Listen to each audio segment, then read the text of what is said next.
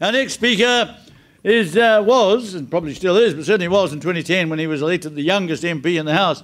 Indeed, if you watch Question Time and you see him rise galvanically, as if thrust vertical by a bolt of lightning, he rises to ask yet another penetrating and savage question. He looks less like an MP and more like Justin Bieber's love child. Such is his youthful appearance, the envy of many in this room. But he is, in fact, the Greens' musterer, because they're non-violent, you see, so they don't have a whip. He's also, it's true, it's his official title, he's the musterer. I'm sorry, no. They all bathe together in a spa pool full of mung bean soup after the House has risen of an evening. He's the Green spokesman on energy, mining, offshore, and information communications technology.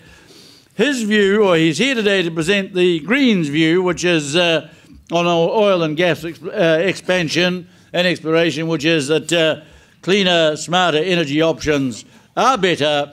To reduce his carbon footprint, he biked all the way from Wellington to be here this afternoon. Gareth Hughes!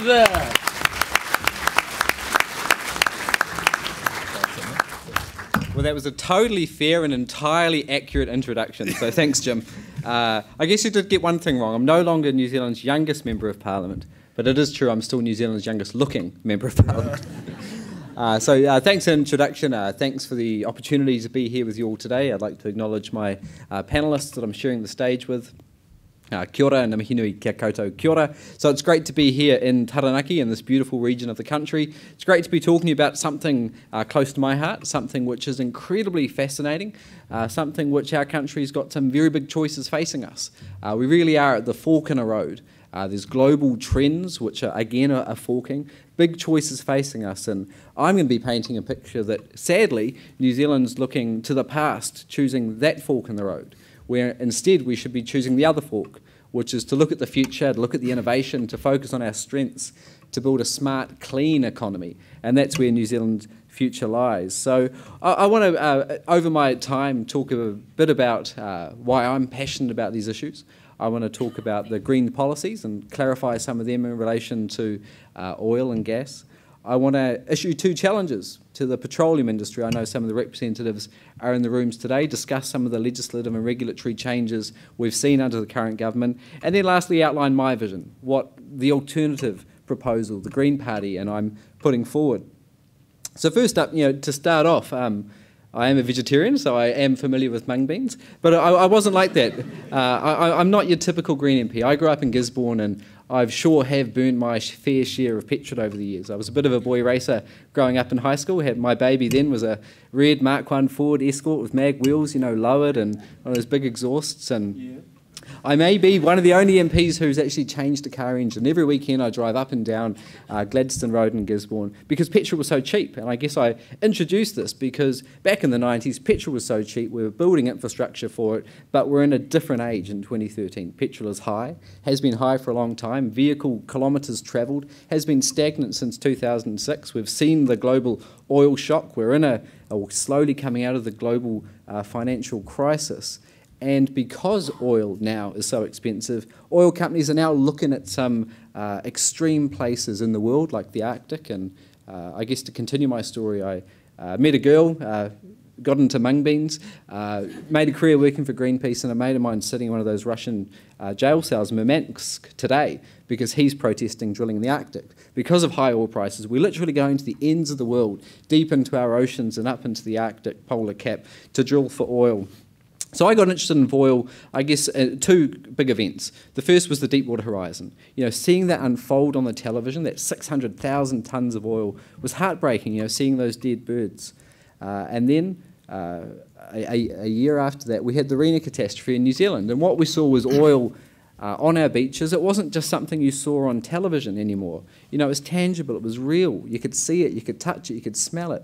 And it's the same time as those Kiwi volunteers were cleaning up the beaches and cleaning up those dead birds. We saw our government rolling out the red carpet to deep-sea oil drilling in New Zealand. And this has been one of my major campaigns in Parliament, is campaigning against deep-sea drilling, but for clean energy. Now, it's been a fascinating time to be part of the energy debate. We've got the asset sale agenda. We put out the NZ Power proposal to reform the electricity market and drive down power prices. We've got great opportunities in terms of smarter energy, smart grids, smart meters, smart appliances. New technologies like solar and wind are dropping in cost. And we've also seen the issue of oil drilling and fracking in particular explode into our papers and into our sort of barbecue conversations. And for many years in New Zealand, there wasn't much of a national debate around oil and gas exploration in New Zealand. In fact, it flew under the radar. And what we saw over 2 decades was some pretty poor practices in New Zealand. And it's great that some of those practices won't be happening again.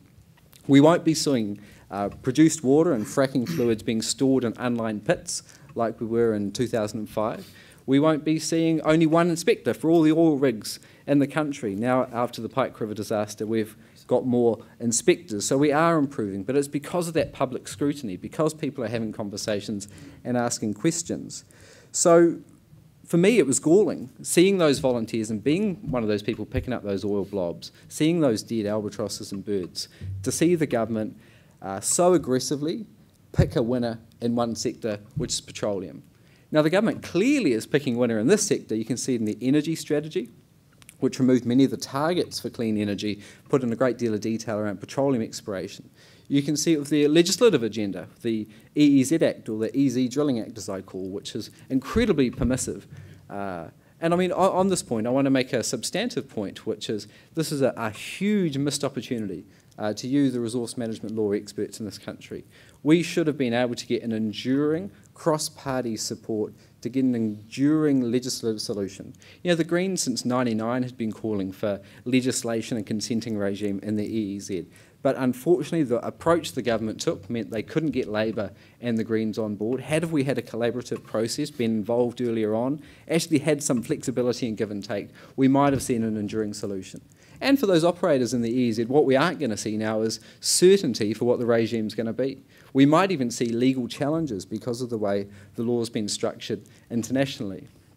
Likewise with the Crown Minerals Act Amendment Bill and the Crown Minerals Amendment Act Amendment Bill we saw in Parliament, which I find incredibly embarrassing for the government having to amend an amendment bill which hadn't even passed because of Simon Bridges' process.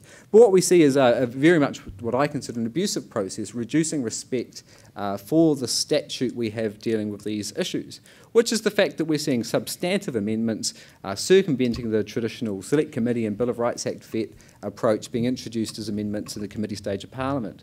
What this means is that Anadarko Amendment, which was pretty controversial regarding protesting at sea, doesn't have a great deal of public sympathy because of the process adopted. So we're seeing the legislative agenda very much for pro-oil outcome. You can see it in the direct and indirect financial support.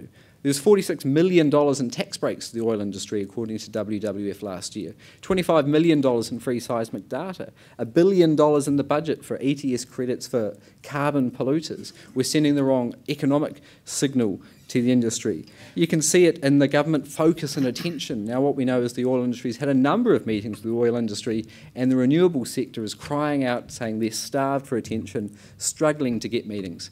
And you can, I guess, most tangibly and graphically see it. Literally, the Navy was called out when iwi and Greenpeace protesters got in the way. So the government's very much picking a winner in the sector. And I guess what I would question, and the Greens would question, is why would you pick this sector as your winner? We'd rather focus to the future towards clean energy. I'll explain that in a little more detail soon, but just to clarify some of the Green positions, when it comes to deep-sea drilling, what this is a totally different kettle of fish to what we've seen in Taranaki for the last 100 years. We're talking about something which is at the frontiers of technology, geography and geology. We're operating in extreme environments, kilometres under the sea, needing advanced robotics and submersibles. There's no way a human is going to be able to dive down and maintain a pipe or fix a problem. We're talking about something that Maritime New Zealand doesn't have the capability to deal with a big spill if we saw that worst case scenario. You know, we were taxed with the Rena, a 300-ton spill. We had to fly in 2.5 jumbo jets full of equipment. Yet we know from deep sea drilling that worst case scenario could be a lot worse. 600,000 tonnes in the Gulf of Mexico from an exploratory deep sea well. The might of the US government and all the resources at its disposal saw that leak for 2 months. Yet in New Zealand, we don't have a relief rig in New Zealand waters for our first exploratory wells this summer. Our capping stack technology is stored in London, and Maritime New Zealand has only nominated 5,500 tonnes as their response capability they're planning for. The Oil Pollution Fund is depleted. We haven't updated our fiscal protections for taxpayers. You know, the REN is the third largest maritime disaster economically we've seen. And under our outdated RMA laws, the maximum penalty was $600,000 plus a few per day charges. Under the EZ Act, I pushed on the Select Committee and we got the maximum penalty increased from a miserly $600,000 as it was originally proposed to $10 million. But I'm the first to point out that $10 million will be inadequate if we have the worst case scenario occur. In the Gulf, it was a $40 billion hit to the US economy. And a company who paid out $4 billion for their involvement, Anadarko, the Texans, are coming to drill the first deep-sea exploratory wells off our coast this summer. Now, what we know is the industry and the government can't guarantee we won't see a spill. Maritime New Zealand doesn't have the capability to deal with a big spill, and we know the consequences of a big spill would be catastrophic for our economy. The exclusion zone in the Gulf of Mexico at its largest extent was almost as large as the entire North Island. We're a country which trades on our reputation, our fishing, our tourism, our aquaculture industries. I don't want to put that at risk. So the Greens, we have made a line in the sand. We say we would prohibit deep-sea oil drilling in New Zealand. When it comes to what is and has been happening in Taranaki, we do have a different approach. We aren't blanketly saying we're opposed to oil and gas in Taranaki in shallow or onshore waters. We think we need a transition strategy. Tonight, the Intergovernmental Panel on Climate Change will be releasing its next assessment report. It's been many years in coming. This is the most up-to-date science around climate change. And what we know this is going to say is it's happening worse and faster than first expected as the science is firming up, and we need to act now. So we're not going to blanketly be opposed to the oil and gas industry shallow in Taranaki, but we would have a transition to take account of the scientific reality of climate change. I want to touch lastly on fracking, which has been a controversial issue, and obviously we're waiting for the Parliamentary Commission for the Environment's interim report, which I'm expecting next year. There's been quite a bit of political debate around it. Some people say it's a green light and others say it is red flags. But what it has highlighted is the issues of social licence for the oil industry, the regulatory regime where the PCE said we saw a light-handed, fragmented, in many cases self-regulating industry. We have seen some poor practice in fracking, including not consenting it for 2 decades in this province. There's been some improvements, but I want to see what the PCE's report is, what the recommendations are, the level of detail, and how they're enacted by the government before we give that a tick or a cross. So we're opposed to deep-sea drilling. We want a transition strategy, but we acknowledge oil is going to be around for a while. Obviously, I didn't cycle here. You can probably tell by my gut I don't cycle every day, but it's a crucial part of our economy. It's going to be with us for a while, but we need to start preparing for the end of oil. As the International Energy Agency say, we will leave oil before oil leaves us. You know, the Stone Age didn't end for want of stones, but we are transitioning to a clean energy economy. And this is where I want to touch on. Because of this Intergovernmental Panel on Climate Change report, we need to take the challenge of climate change seriously.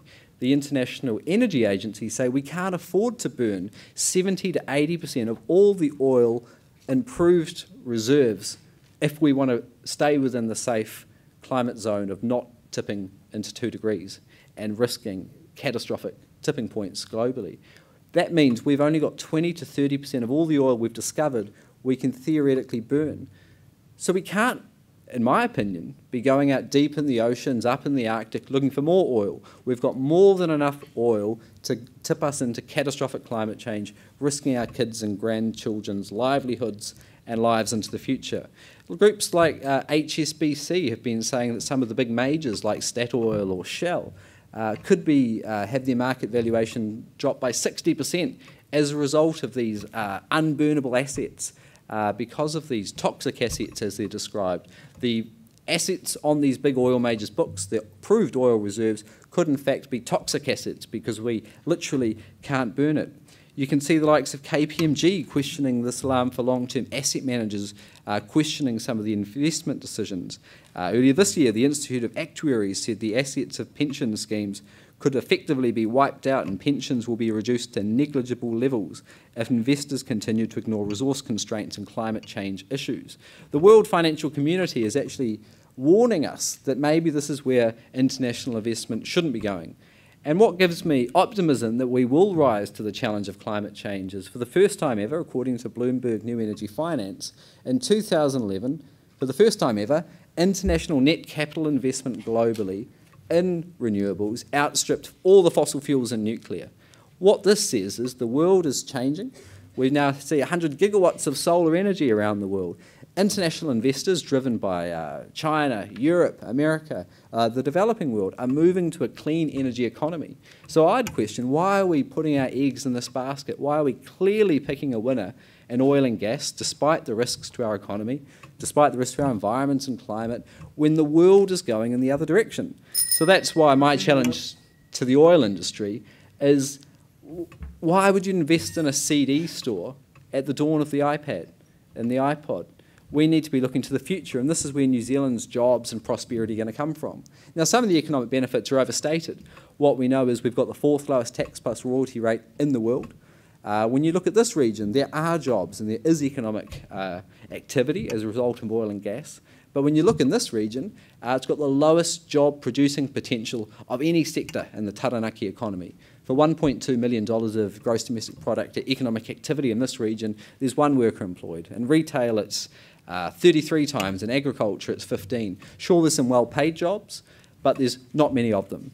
Now, I think if jobs are the question, and it should be, given our pretty high unemployment rate, this is the last place we should be looking for jobs. Take the bioenergy sector. Burl estimate we could see 27,000 jobs in bioenergy and biofuels in New Zealand.